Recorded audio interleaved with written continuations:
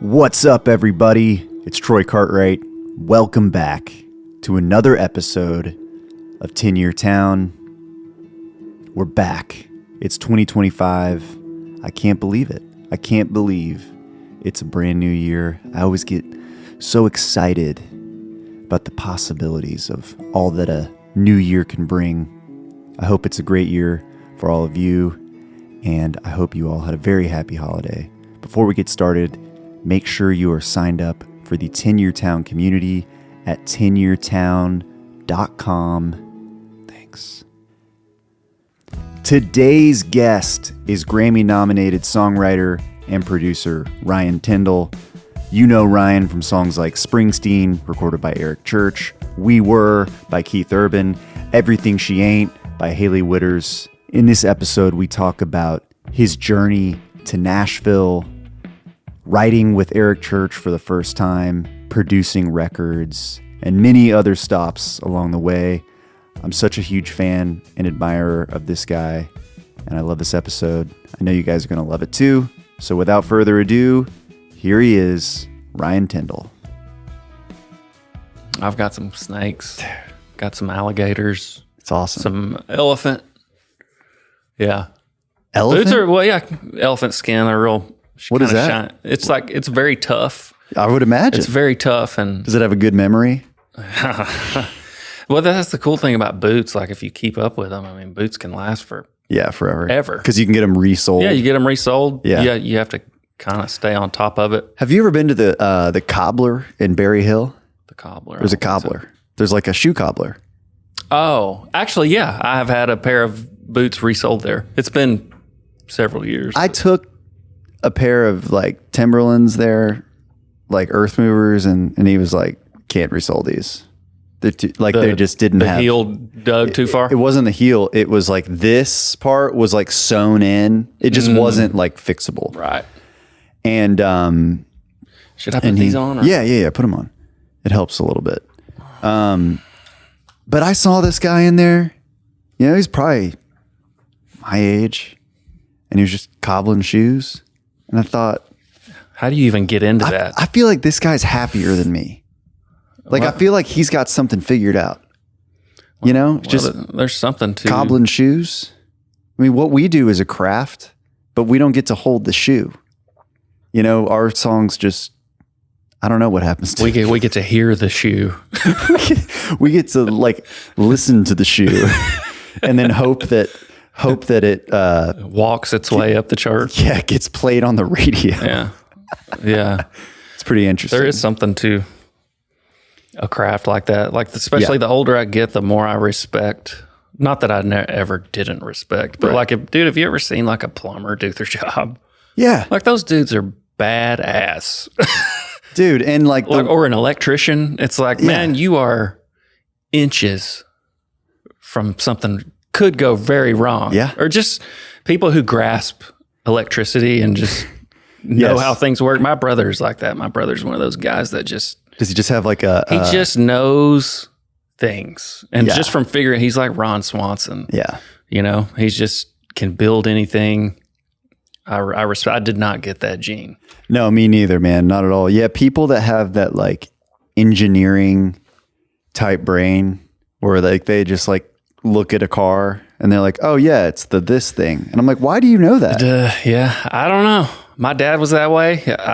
Part of it is just maybe interest as a kid. Yeah. Like I was good at Legos and stuff. I mean, the Legos were awesome, but I just never progressed past building the spaceship.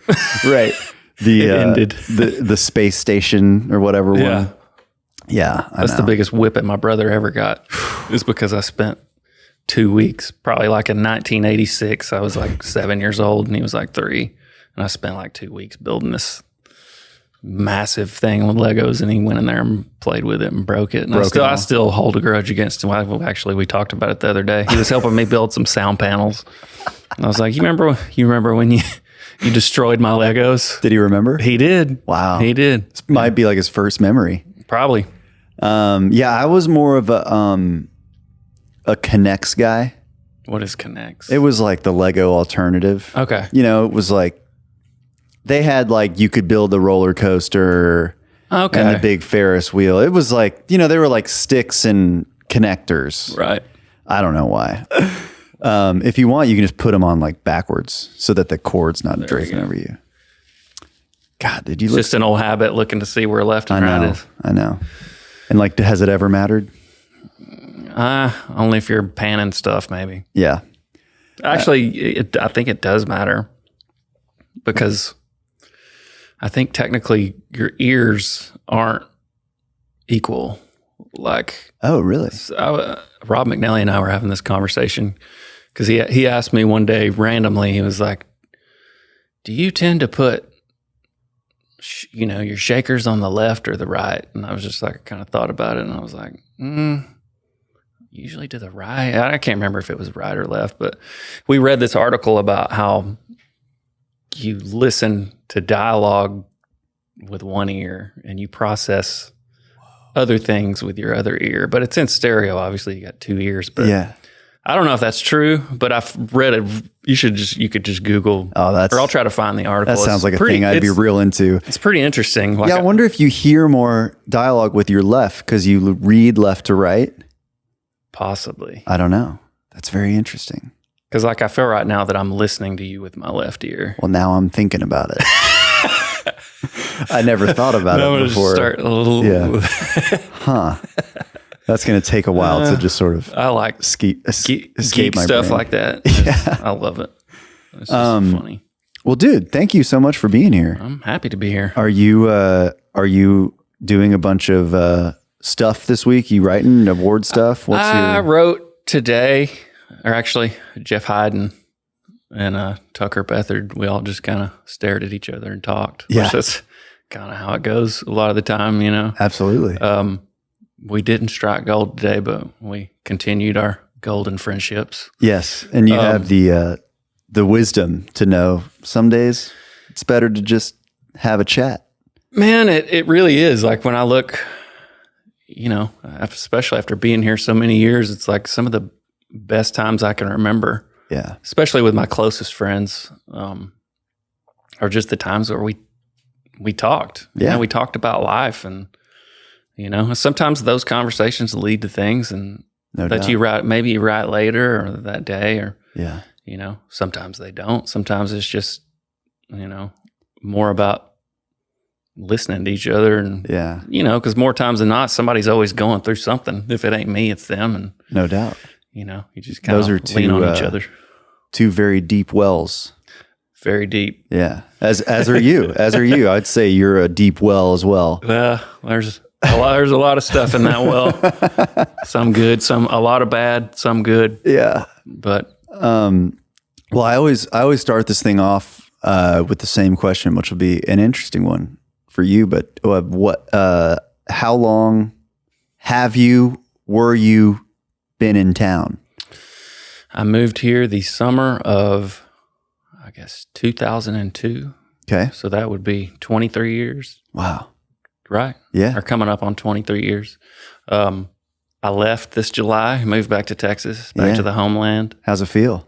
Great. Yeah. It feels wide open. Wow.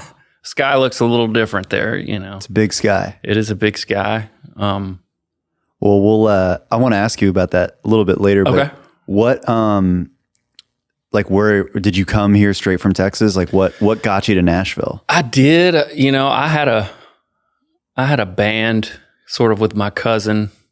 We had kind of a little duo that we did. We thought we were going to be rock stars, and we wrote songs together. And we toured a little bit and played a few shows. Family stuff. And that kind of deal. And that's through that. Doing that, I was already in love with music, but I just wanted to play. When you're young, you're just like, man, I want to get out and play. And I thought everything I was writing was going to change the world and brilliant. Yeah.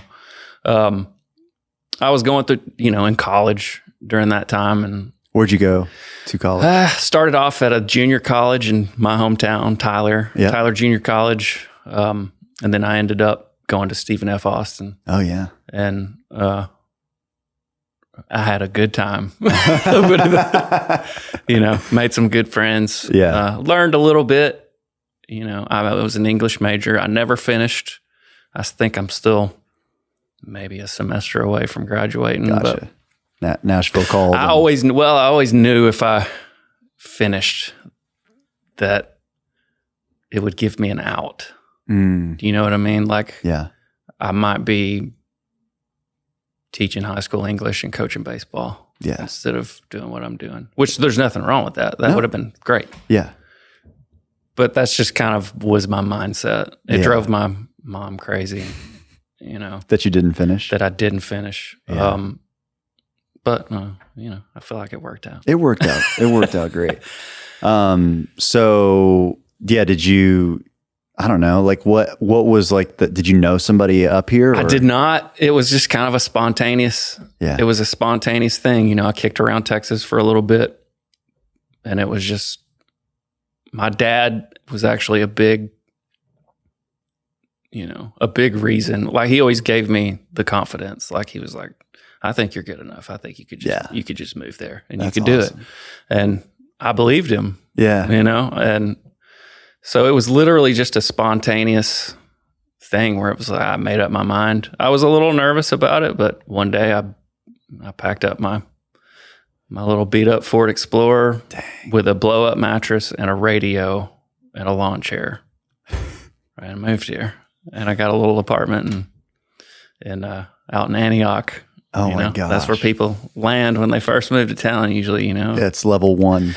And it was, it was awesome. It was, looking back on those times, those are always hard times, but it's like you look back on them and you're like, man, those were some fun times. And I think people are always curious, like, how did you start? But like, did you even know where to go? Not really. Yeah. So it's kind of a funny story. So when I was still in Texas, I had recorded some demos, 2 demos. Mm-hmm. Like I actually went to a friend of my dad who's like a president of a bank, and he was nice enough to like give me a little loan to do these demos. Yeah. Thanks, Alan. His name's Alan Hale, Clarksville, awesome. Texas. But I got a little loan, and there's a studio in Tyler called Rosewood Studio, and there's been a ton of big records done there. I think Leanne Rhymes cut all her early stuff there. And I think Willie Nelson's recorded there. There's been some big stuff there. You know, it's still there and operating. Anyway, I did a demo, did some demos, and one of the engineers there was kind of listening through some songs, and he was like, man, I think you should record one of these songs. And he ended up talking me into like recording someone else's song, which looking back, I was like, man, I don't know. That was kind of strange that I'm paying to, anyway. Yeah. You know, when you're a kid, you're just trying to find your way. Yeah. And you always think that, you know, it's easier than, you know, you don't know how hard it's going to be. So you're just like, man, if I can record this song, somebody's going to hear it. Somebody's just going to really notice me, you know? Yeah. Anyway, I recorded this song, and a couple of the writers on this song, one of them was Fred Wilhelm. Do you know Fred? Mm-mm. Fred's still in town kicking around. So Fred and another buddy of mine who actually lives in California, his name's Warren Sellers. So I moved to town and I ended up getting in touch with Warren, actually. Yeah. Somehow, I can't remember how, but ended up getting his phone number and calling him, and he actually met me at my apartment in Antioch, and we wrote some songs, and he introduced me to Fred, which, you know, Fred at the time was writing for this company called Encore, which is right there on 17th, like, do you remember where Substop used to be? Nope. Maybe not. My anyway, time. There used to be houses on that street. And what's there now? Like a giant condo? It's a giant. Yeah. I mean, it's one of the many high rises. Anyway, that's how I met Fred. And then sort of weaseled my way into like writing with him at his publishing company. And then you kind of weasel your way into, you know, so I did that, just kind of networked. I got a job at the Hickory Hollow Mall in Antioch, working at Dillard's.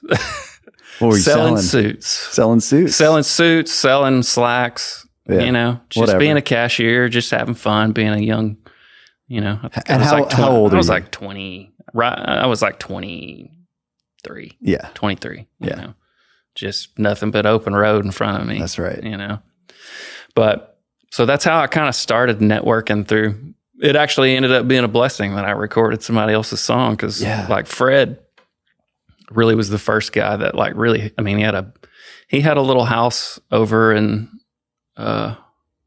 what's it called now? Like where the state streets, West Nashville. Yeah, over there by like McCabe and stuff. Yeah. I know what you're talking about. Sylvan Park or something. Not Sylvan Park. What is it called? Anyway, it doesn't matter. Those streets that are like Nebraska. Yeah. But anyway, he had like a Pro Tools rig up there, and he would like let me sing demos for him. Yeah. Like for me, it's just like to get in the studio, just to hang out with anybody who was making a living doing it. It was like amazing. And, I learned a lot from him, and he just, really kind of helped me out. I mean, that's what it takes, honestly. Looking back on your career, it's like there are so many people that they're like angels that just helped you. Yeah. They had no reason to. He had no reason to like take me under his wing. Like I had Thanksgiving at his house. Wow. It's like stuff like that. But it's like I think people spot a fellow traveler. Maybe so. I think, and they just, I'm sure we've all done that a time or two now in our journey. You just like, I don't know why. Yeah. But it's like somebody did it for me, so I want to make sure absolutely I'm paying it forward where I can. Yeah, man. So it's just, I mean, nobody's story is the same. It's just a long and winding story. Yeah. So from there, there's one of my best friends in the world still to this day is a fella named Brian Simpson. Yeah. And we still ride together. But so Brian was riding sort of part-time, coming back and forth from Texas at the publishing company that Fred was at. Gotcha. So Fred came to me one day and said, "Hey man, there's this guy that I want you to meet here. He has kind of a bluegrass band and they're looking for a singer." Yeah. So we kind of hung out with him, and it ended up, I was in Nashville this was around maybe a year and a half. Yeah. Ended up moving back to Texas to be in Brian's band. Wow. It was sort of like a bluegrass acid rock experience. Okay. Sounds awesome. And I had never, I've played in bands, but I'd never like been around like real players. Like, gotcha. Serious players. Yeah. So it's, Matt Menifee was in that band. It's like, I don't know if you know Matt, but I think he's playing banjo for Mumford & Sons right now. Yeah. And he's a great studio guy. I mean, he can play dope. He's just, anyway. Yeah. Needless to say, I was like the very, very weakest link in the chain. So, and that's how you get better. No doubt. It's like tennis, you play with a crappy tennis player, you actually get worse sometimes, but so I toured, we kind of recorded some demos, did sort of an EP and toured around, and I did that for, maybe a year and a half, and ended up moving back to Texas. I mean, actually moving back to Nashville. Gotcha. To kind of pursue the songwriting thing. And yeah, he and his band kind of took another turn and, went an opposite direction. So, but we all kind of, found your way back. It's wild, how we all kind of work together now. And and it just, from there, I had sort of to fill the time, my mom, got me a gig substitute teaching, right, just to make a little money before I moved back to Nashville. So I did that, and I was like, man, I gotta get out of here. So were you like starting to do some of this like, I don't know, I feel like you have such an interesting production style. Were you going down that road yet or not yet? Not quite. I mean, I always had like a laptop, and I would try to fake my way into doing little kind of quirky demos, like no interface, just like record, standing somewhere weird in a room and playing a guitar. And then, I was still kind of garage banding it at that point. And, I might do a couple of takes of things and then comp them. Right. And then make it sound like a really good performance, kind of fake them out with a good work tape. Yeah. But there was, I guess I haven't been over there at the Fire Hall. I don't know if the Fire Hall is the place where like all the writers write. Sony. I haven't been there in years, but there used to be a little B room back there by the kitchen. Yep. And there was a guy, Rex Schnelly, who was kind of in town, and he was kind of one of the first guys that would go in there and like build tracks, and he's just a multi-talented dude. I mean, engineer, and he would, there was a little vocal booth you could go sing, and then he would do, program drums or play drums, and he would just kind of put it together. And I was like, wow, man, this is cool. Yeah. Like, it was such a different experience from being in the B room. And then, I love tracking with bands, and it's awesome because sometimes there's a magic, and sometimes the mistakes are no doubt are amazing, because somebody makes a mistake, and all of a sudden the mistake is cooler than what you had planned, and everybody do the mistake. Yeah. It's that thing. But I just kind of watched Rex kind of do his thing, and that was kind of always I don't know if I would call it a strength, but through all those years, it's like, especially in the writes and in the studio, it's like, you're kind of a spy, you're kind of like soaking things in. Yeah. Like, you're learning people's little tricks, like whether it's, hearing how Tony Martin goes about turning a hook around, or like or using a verb when you should use a noun, or replacing a verb with it, just the little tricks. It's like, I always felt like I was pretty good at just paying attention. Yeah. Just kind of soak it, be a sponge. Yep. Because that's what I was there to do. I'm there to learn. Yeah. But I kind of watched Rex kick around a little bit, and the technology kind of kept progressing, and then ended up getting a little interface and just tinkering around. Yeah. I guess around 2009 is when I moved over to it's called Anthem now. At the time, it was Olay. Gotcha. Where Arturo went over there, and we kind of just started over. Yeah. And he set me up to write with a talented young man named Charlie Worsham. Wow. And Charlie was kind of a whiz. He was one of those little whiz kids on the computer. And, gotcha. We kind of started doing some stuff together, and ended up making his Rubber Band record and writing that record.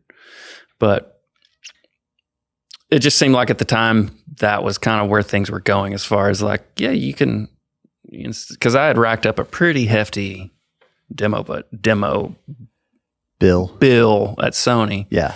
Because it gets expensive, man. You go in there, and no doubt, because it's not just your sessions you're paying. It's like you get a song on that's just how it was back then. Right. You write a song with somebody, hey, I got a session, and then you get a demo bill, and it's like $1,400. Yeah. Jeez. Well, and that was like, even when I started writing songs here in, 2016, and it was still the same. It was like maybe half and half. Yeah. Right. Like track guys versus like, especially some of the great writers that had been here for a while. Was like, you write a song, they go just demo it up, or you'd go to Legend Studio Wednesday night, and heck yeah, hop in there, and it wasn't cheap though. No, it's not cheap. It is what it is. It can be great, or it is what it is. Yeah. But the track thing is also kind of like it can be an endless rabbit hole. Yeah. It can kind of get you in trouble. Like, when you go too far down the engineering rabbit hole, you start listening to things different. So maybe you like a song just because you like how the kick drum sounds, or you know what I mean? It's kind of a I think kind of a strange like rabbit hole. Tom Douglas on here was talking about, like, sometimes with that stuff, you're like producing a song before it's even a song, and you're losing like the thing. I've always been a proponent, because I'm kind of, been kicking around a while. I'm old school, I was here when people were still recording on tape machines. Yeah. So I've always been a proponent of, like, let's write the song and then figure out what the song wants to be. Yeah. I've always had a hard, I can't do both. It's two different sides of the brain. I can, tap out a tempo and make sure that, you want to make sure that your phrasing is good, and it's, it can keep you on pace. It's a good, there's some guys that are really good pace guys. It's like, it can be a tool. It can also be a crutch. Yeah. But I love sitting on my back porch and writing with songs. Sometimes I don't even pick up a guitar. I'm just kind of doing it in my head, and Oh, dude. Doing a little voice memo, and then, Yeah. I always feel like the results are better if you can write a song and then just let it breathe for a minute. It might hit you different the next day. Yeah. Then you're it's letting like, maybe this could have a little shuffle to it, not be so straight. Oh, and that, interesting. it's, Yeah. there's so many things, there's so many turns, So yeah, it's like not putting it in stone quite yet. Yeah. Let it sleep on it, see what it does. You just want to get to the place to where you can let it happen. Let it be what you think it's meant to be. Yeah. That's amazing. Sounds kind of hippy dippy, I guess, but well, we're making art here. Yeah. Yeah. There was a interesting, I don't know, did you see the Bob Dylan interview? He did an interview on 60 Minutes not too long ago. He's one of the only people I think that I've ever heard admit it. But they asked him, were asking him about his songs, and they were like, how did you write those songs? And he was like, honestly, I have no idea. He was like, I feel like it wasn't even me that was writing them. He was like, I couldn't write those songs today. And he's, have you been in rooms where it's like some days it feels like the creative spirit is in the room, and it's just, those days are so blissful, and it's just there, and it's almost like it's leading you, and you follow, you just staying out of the way. Yeah. Because for whatever reason, your ego goes away. Not the ego like, oh, I'm so great. The ego that's like, you suck. Yeah. You don't deserve to be here. Right. That's the voice that I end up trying to fight most of some days that voice goes away. Yes. But some days it's real loud. Yeah. Yeah. That thing, it's like, it's the muse, man. And some days, you're not even, I feel like I'm holding a pen. Yeah. And it's just, I'm staring at the page and it's filling itself in. I don't even know what's happening. And it can be a frustrating thing when you can't do it, when you can do it for a little bit, and then all of a sudden you wake up and you just feel like you can't. Yeah. But the older I've gotten, the more I realize it's okay. It's okay. Yeah. It's okay. Right. If you can't come up with something, especially if you're holding yourself to a high standard. Yeah. Because we're trying to write great songs. Yep. We're not trying to none of us needs just another song for the pile. We're trying to strive for greatness, But that's one of the most helpful things that I try to remind myself of. It's like, man, it's okay. Yeah. It's all right. Give yourself some grace. Yeah. It's okay. It wasn't meant to be today. Yeah. So I love that. I don't know. I'm probably rambling a little bit. No, not at all, man. I'm thinking about the muse all the time, man. I've been on like a real philosophical kick recently where I'm just trying to like get back down to what is the thing. Not like, we all hit these points where it's like a few years go by and you're like, all right, I'm feeling uninspired. Why am I feeling uninspired? It's because I'm like chasing something. I'm chasing what's on the radio, or I'm chasing this, and it's like, you got to stop. You got to, put 2 feet on the ground and just stop walking for a second, look around and go, what do I want to say? Yeah. And in order to figure out what you want to say, you got to stop and you got to listen and you got to let it slow down a little bit. Yeah. You got to stop, and sometimes you got to back up. Yeah.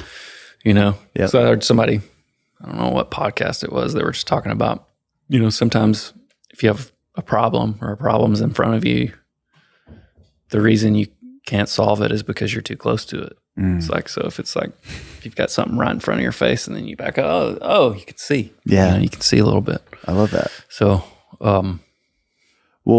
tell me a little bit. I mean, you've been a part of a few of my favorite records and a few of my favorite songs. Do you mind, obviously one of my, and I think a lot of people's favorite song is Springsteen. I know you were a part of that. Yeah. One, can you tell me a little bit about writing it? It was divine intervention. Really? It was one of the muse moments. Wow. I was on a bus trip with Eric. So just to backtrack a little bit. Yeah. So when I was at Sony, Arturo had signed me. He'd signed Eric probably a couple years before. Gotcha. So when I came to the party, I was already a fan. Like Eric had already had Sinners Like Me, which was like a, monster record for, it was just different. And, and then Carolina just was equally as amazing. and just the songs, and you look and you listen to a song like the title just Sinners Like Me, which is Eric and Jeremy Spillman. Another one of my to call him a friend would not do it justice. He's like my brother and will always be my brother. So I was a fan first. Like I was one of the guys that was like this. I was listening to those records in my truck, and then, was a huge Jay Joyce fan. I mean, he's the man. Yeah. He's the man. And I just kind of became obsessed with Jay and his production style. So anyhow, when I got into my new deal with Arturo, he, I guess, kind of talked Eric into bringing me in on, so I got my first write with him. I guess he was getting ready to make the Chief record. Gotcha. So, I guess Eric was still at Sony, and I met him. They booked us a day to write in that big room 5. It used to be called a room 5. It was the bigger room. And so I got there super early, and I was like, man, I gotta come up with something. It's like, cause this is my opportunity. Yeah. And I didn't have nothing. Just kind of kicking around with some things. And so there used to be like this little couch sort of looking at the under the window, and I literally just got on my knees. I said, "Dear Lord, I need help. You need to help me. I don't have anything. If you could help me today, that would be great." So I had my little notebook, and Eric ended up being like 3 hours late, of course. So it just made my nerves get worse and worse and worse. Not only thinking, well, maybe he's not going to show up, So I just kept kicking around on my laptop and kind of just fiddling around on guitar. He walked in. He was like, "All right, what do you got?" And I just written a few things on my notebook, and I started kind of just playing this riff on a guitar. And I was like, "Keep on looking at me that way." It was a song called "Keep On." Yeah, that is on that. That was one of my first, my first song I wrote with him. Yeah. But anyway, I didn't have a premise for the song. That was all I had. Like, "Keep on." Yeah. And he goes, "Oh, I get it." And then he just can't. I mean, I don't have the pride to admit that it's like he really kind of took over and had the concept, and I just got it, So he just kind of, Eric is a pretty quick writer, and he's one of the sharpest knives in the drawer. So that was the first song we wrote, and went really well.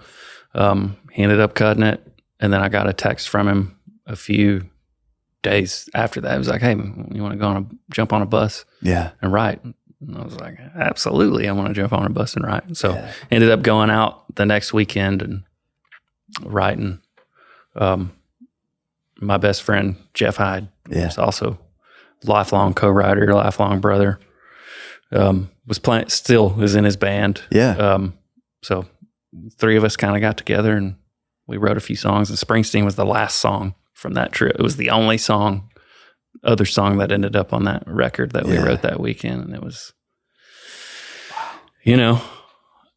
I wish I could say there was some kind of big story, man, but it's like one of those days where I felt like the muse was in the room and we just followed it where it led us. And, oddly enough, it's like I didn't know, I had the same feeling after that one as I did any of the other 1,000 songs that I've written. It's like, you don't know. And then, a lot of credit to Jay, he made a good sounding record out of it. He just really captured it, and those drum sounds were pretty iconic. Yep. And it was so different for the time. It was just kind of one of those right place, right time things. And pretty awesome.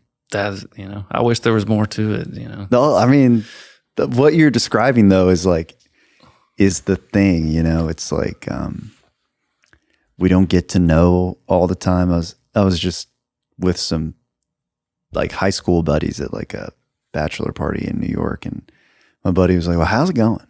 I was like, "Well, it's going good." It's like kind of a hard question to answer because I feel like every year you do about 100 things, and about 2 of them are worth something. Right. But the problem is you don't ever know which two.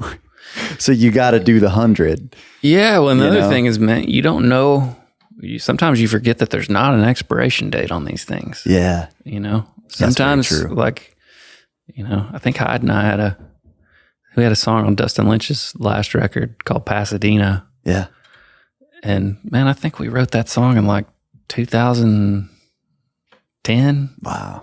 And he just found it. We wrote it with Dustin, Gotcha. and it kind of just got pushed under a pile and then he cut, it's like, so you don't, you never know what's going to happen. Yeah, absolutely. It's the fun part. It's also like it's the not fun part. Well, it's just patience, but you just do the work and I mean, all you can do is show up and try to do your best. And I know that sounds so cliche, but it's true, man. It's good to, mental health is a big thing for what we do, because you can be so inside, and sometimes the outlook is if you're focusing on the outlook and results, it can be pretty grim because you're really, there's so much of it that's just not in your control. Yeah. There's so many places it could go wrong. It could be in, the song could be in the wrong key, and that influences the way the artist sings, and it doesn't translate, or like, maybe they didn't do it as good as the demo, or maybe they did it too slow. Yeah. Maybe they sang a word wrong.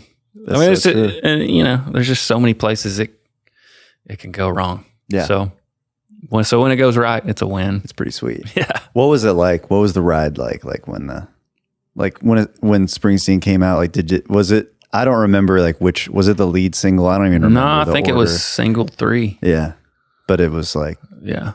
Did you start hearing it everywhere or anything? Like, yeah, so I went, the day that record came out, I actually went to New York with Eric and a couple of other writers, and we played Bowery Ballroom. Yep. Like kind of did the songwriter thing and played a few songs. And I kind of knew that there was something to it because a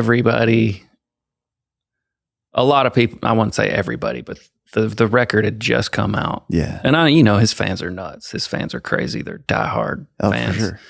But I played that song, and there was a ton of people that already knew it. Oh, wow. And there was people like asking about it. And you'd hear it from other friends like, hey man, it's kind of a buzz about this thing. And, it just kind of did what it did. It was, it was just wild. Yeah. Yeah. you don't know at the time.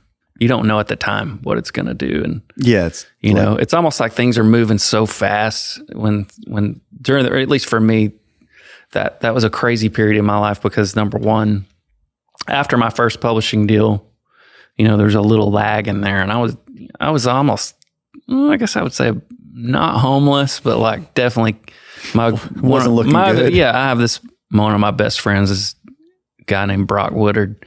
He let me crash on his couch for about 6 months or a year or something, Wow.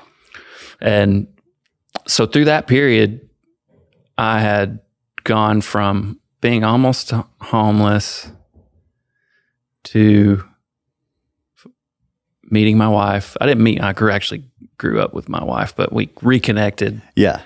So I went from like meeting, dated my wife for 3 months, engaged. We actually got engaged at that Eric opening show in New York. Wow. In Central Park. Yeah. So I went from that to being married, and then a year later having a kid, having my first son, Beck. So it was like just a wild couple years, Man. It was just wild. Yeah. So that song actually went number 1 on my birthday, which another it's like one of those little markers where it's like, oh, thank you. I appreciate that. Thank you, Lord. Yeah. I really appreciate it. And then it was nominated for Song of the Year. It was November 1st, which is the day my son was born. Wow. Pretty crazy. So, a lot of that time is just like, it's just wild for me. It was just a constant whirlwind. Yeah. Looking back on it, it was amazing. But at the time, you're going from, trying to grow into a man and be a husband and then be a dad. It was a lot to take in at once. Thank you, Amy, for being such a wonderful saint of a woman. It was, I'm almost at a loss for words for it. Yeah. I think that's one of the funny quirks of the being in the music business is I feel like we tend to grow up a little later. For some reason. Yeah. I think because the uncertainty goes on for so long. It does. And, you just never know. You just never know. Yeah. You know the result. You know what the result's going to be if you quit. No doubt.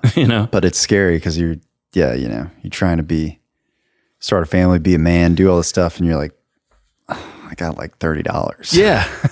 So I'll have to say that song came along at a good time. Yeah. That's amazing. And just, got a little momentum after that, had a couple other things.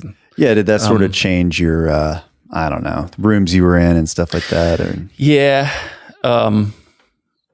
It was actually kind of, it was humbling, but it was also, looking back on it, it was a stressful time because I kind of went from, just kind of somebody who's had a couple cuts, and I had a single that did okay, but then to go from that and to having like a Springsteen, it definitely put me in different rooms. But the stressful part about it was like, all of a sudden everybody thinks I have some kind of special formula, which I don't. You got the answers. It's like, hey, let's, I had not to even, it's like this little joke we have. It's like, hey man, let's just write another Springsteen. That's all we got to do. That's all we got to do today. Yeah. It's just kind of a way we tease each other. Yeah. But, I felt like the pressure was on to like recreate that, which looking back is silly because, it was an anomaly in my mind. But learning to deal with the, more and more people kind of coming at you. It was definitely a growing period, to where I had to kind of go, let me slow down for a minute. It's easy to lose sight. No doubt. So it's a blessing, and not saying it's not a blessing. I'm very blessed and very thankful for it, but doubt. It was a tough time. Yeah. Just a lot to just process. It was a lot to process, but thankfully, we got through it. And, yeah. When you've done all this other like stuff that I've just always loved, I've always been such a fan of yours and what you do. And like, I mean, when I moved to town, it was like that Beaver RX record was like the thing. Yeah, man. For me, that was like the coolest thing that was happening in town. And I know you produced that and had a lot to do with it. Yeah, but that was just a labor of love. I mean, and I love Beaver still. That was just kind of one of those random, day, like, I got set up to write with him randomly. Yeah. Him, and I think he got put on another day that I had with my buddy Matt Nolan. Okay. And we kind of just got together and kicked around, and we ended up writing Dark. Yeah. And I kind of got his vocal that day. It actually on an SM7. It ended up being the same vocal that's on the record. Oh, really? Because we couldn't beat it. It was just like sometimes if you can capture it in the moment, a little magic. There's something. Yeah, it's just like there's something to it. Sometimes, not all the time. Sometimes but he just, I don't know. He had this. Still has one of the best vibratos that I've ever heard. It's almost just like it rolls out of his chest. Yeah. I knew he was just like a special dude, a special singer. Yeah. So we just kind of talked and hung out. I did a demo for Dark, and then, we kind of, Jeremy and I were writing a lot at the time, and we were going on bus trips and doing some things, and we kind of just got together and said, man, why don't we do this? Because I'd talked to Ryan maybe about doing a couple things, and he had written some great songs with Jeremy too. And Jeremy was just like, man, let's get together on this one. Like, let's hang out. And, so I learned some things from Jeremy. Jeremy learned some things we were a good team, Yeah. like where I excel maybe he's lacking where I'm lacking. Jeremy excels, we kind of make one good producer together, It's amazing. And it was just a great experience. And, with Ryan's record, it was like coming on. It was the next thing I did after working with Charlie on Rubber Band. Yeah. And which is another it's amazing record. Charlie is literally one of the most talented people on the face of the planet. Yeah. It's like his guitar playing is just so advanced, and just watching him, just the way that he knows his way around a fretboard and just how smooth it is. So, I didn't play hard. I mean, I played some percussion and some stuff on Rubber Band, but it's like, dude, I don't have anything to offer you. Right. It's your thing. Yeah. That's his deal, So coming off of that, I was kind of like itching to get in and bend some strings, get to play a little bit. So it was a fun transition for me to kind of get in and dig in a little more and play some electric and kind of be more hands-on with the editing and the stuff like that. And so, I think the editing of the record is the songs are amazing, but it's like, for me, it was like all the, the little stuff. I call it like the fuck it up. You know what I mean? It's like the fun part. Yeah. It's like, oh, it's this, but then it's chopped or that whatever. Was that was just us geeking out and having fun. Yeah.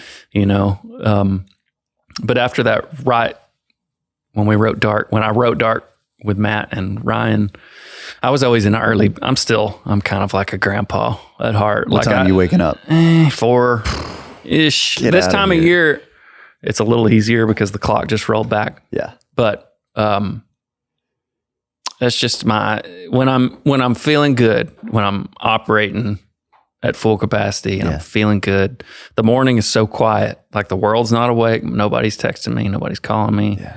It's just my quiet time. I read my Bible a little bit, pray a little bit, go walk around, just quiet time. Yeah. That's when I do my best thinking. And, and it's a result of me just being a flawed person, just because I have to. It takes so much for me, I require so much time to wake up and just to be able to be around people. Yeah. I have to brush off the demons, when I get up, just because I don't know. I understand. Just one of those people. I'm just not a very nice person when I wake up. I got to go be by myself. But Ryan was a little bit of an early bird at the time. I was like, man, if you want to move to town and do this, it's hard work. You got to get it. I get up early because nobody's here and it's quiet. And so anyway, a few days later, I had a little studio on the bottom floor of Olay at the time when they were still on. I guess they were still on 16th at the time. I was there probably 4 o'clock, maybe 3:45, 4 o'clock in the morning, 4:15, just working on stuff. And I heard on my back door, and I was like, who is knocking? And I looked at the people, and it was Beaver standing there. And I was like, okay, this kid wants to work. This kid wants to do it. And that's when I knew, I was like, okay, wow, he's going to do it. Yeah. He's I don't know what he's going to do, but he's going to do it. Yeah. Well, and you made this thing of greatness. Yeah. So it's amazing. It was just I love working on projects, writing for projects as opposed to just like running around, writing something over here. Cause I feel like I've always done my best work especially like on a retreat or something, cause you get somewhere and you stay there. And sometimes it takes you a day to kind of, you get in the mindset and you're even thinking about it when you go to bed, as opposed to like going home and it's like, Dad, can I have spaghetti? Which I love that too. I love making my daughter spaghetti. It's her favorite thing in the world. But when you're in a creative place for 2 or 3 days at a time, your brain just kind of starts working in the background a little differently. And it's just, sometimes it can be a little more effortless that way. Oh, it's amazing. So we did some beach trips and some things like that for that record. And I love that. Yeah. Well, I guess there's so much we didn't get to, so maybe you have to come back at some point, but sorry, man, I'm a rambler. No, you're good. I'm a rambler. But recently, you moved. I did. And I think we've talked about it a little bit on the phone and stuff. Like, I think it's pretty sick. Yeah. But like what was behind the decision? Man, it was just, I'm getting up there, and my mom is getting up there in age. All of my family is there in Texas. All of my wife's family is there. Yeah. Honestly, a lot of them are within 30 miles of each other. And I have 2 kids, and my wife and I are from the same town. So all the time that we've been here, we love it. I mean, I've been here for 20, almost a quarter of a century. So this is my home, but, we just had a conversation after coming back from Christmas one day. It was actually a really short Christmas, just about not being around family enough. We've always I have friends that are sort of like family, my neighbors. I miss my neighbors and my friends, but I just wanted my kids to grow up and know what it's like to be around their they have like 15 cousins and just all right there. I wanted my kids to know what it was like to be around grandma and grandpa, and and my brother's there. It's like my brother's one of my best friends now, and that was really what was behind it. And I feel like, honestly, I feel like I was ready for a scene change. Yeah. I think that's the city has changed so much. I still love it. I'm not throwing shade at this town. Sure. I'll always love this town. Yeah. It's just, but things have just kind of changed a little bit, especially when you have kids. You start thinking, maybe my kids should grow up in Texas, just a little more rural, so I got a little land and got a little farmhouse with some ponds and building a little barn dough for a studio. Yeah. So full circle back to Rosewood Studio. So I kind of did my first demo there. And then when I moved back, I had lunch with Paul Cawthon. Paul, he's an artist. And Paul and I actually grew up together. Okay. We actually grew up going to church. His granddad was our song leader at church. But I kind of went and had lunch with Paul, and he was like, "Man, why don't you go check out Rosewood?" He recorded some of his last record there. Yeah. I was like, "Cool, let's go." So anyway, we ended up kind of hanging out and meeting the owner there. His name's Drew Hall. He's a younger guy, but actually he was friends with Beaver back in Austin. Gotcha. It's all these full circle moments. Yeah. Ended up hanging out with Drew and did some demos, and anyway, he gave me a set of keys to the studio. So I kind of moved to Texas and found a studio. Just kind of like got keys to a studio. So it's working out so far. That's great. So fate has a way, Dude, yeah. So just, just to kind of step back and the way that I write and operate a lot of the times, it's like, man, I don't have to be. When I was living here, you've been to my little studio over there at the bottom of the Carnival building, or what it used to be. It's like, 3 out of 5 days a week, I'm in there by myself anyway. Yeah. Really only co-writing maybe twice a week. Yeah. So I was just like, man, I think I can do this from there. Yeah. And Hyde has been coming down, and he'll stay for a week, and I'm coming down here. Made a couple trips to Austin, and there's a little songwriting community there, So, I'm just trying to make it work, dude. And so far, I feel like it's working. So I love it. I love it, man. Well, thank you so much for being here, and I really appreciate it. And yes, just I don't know, it's great talking. Yeah, man. Thanks for having me. Yeah. I hope I didn't ramble too No, much. not at all. All right, that's it. That's the pod. We'll see you later. Hey guys, thank you so much for listening. If you want to submit a question for one of our Q&A episodes, you can do so at tenuretowne.com. We would love it if you would join the Tenuretowne community, which just means we'll send you updates via email about stuff we got going on. And of course, please rate and review on Spotify, Apple Podcasts, or YouTube. Wherever you listen or watch this thing, we appreciate you so much. See you next week.